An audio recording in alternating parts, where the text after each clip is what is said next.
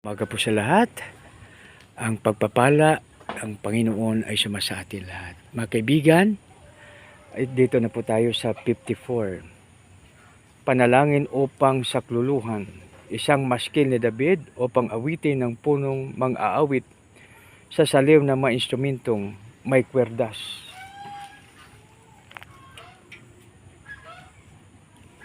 Makapangyarihang Diyos, ako'y iligtas. Ipagsanggalang mo ng iyong lakas. Purinawa ang Diyos sa pagbasa ng kanyang salita. Dito mga kaibigan, pwede tayong humingi ng tulong sa ating Panginoon sa oras ng kagipitan upang tayo ay iligtas. No? Kaya napakaganda na ang ating Panginoon ay anytime pwede po nating tawagan. No? So, dito siya. No? Dinggin mo o Diyos aking panalangin. Iyong ang pakinggan aking mga daing.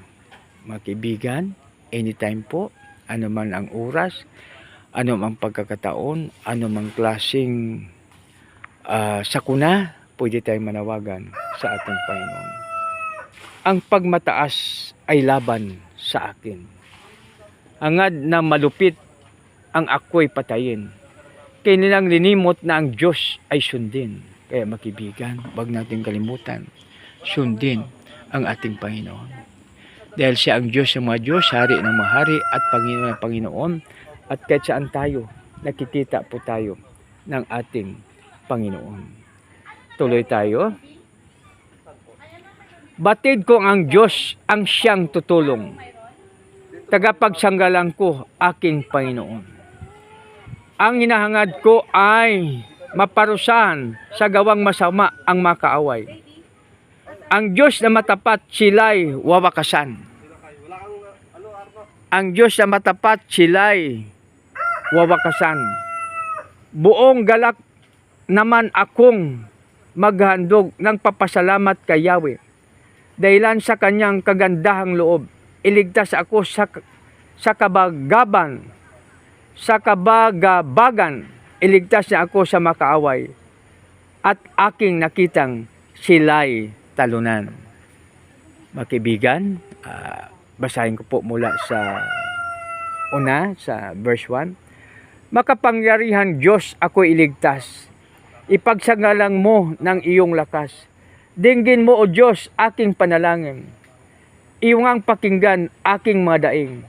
Ang pagmamataas ay laban sa akin.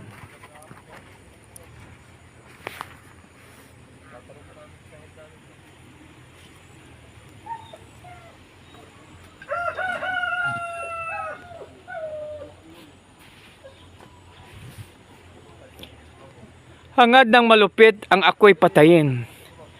Kaya ang lilimot na ang Diyos ay sundin. Batid kong ang Diyos ang siyang tutulong. Tagapagsanggalang ko aking Panginoon. Ang hinahangad ko ay maparusahan sa gawang masama ang makaaway. Ang Diyos na matapat, sila'y wawakasan.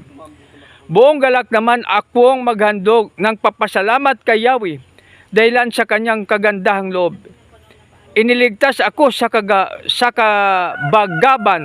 gabagan, iligtas niya sa makaaway.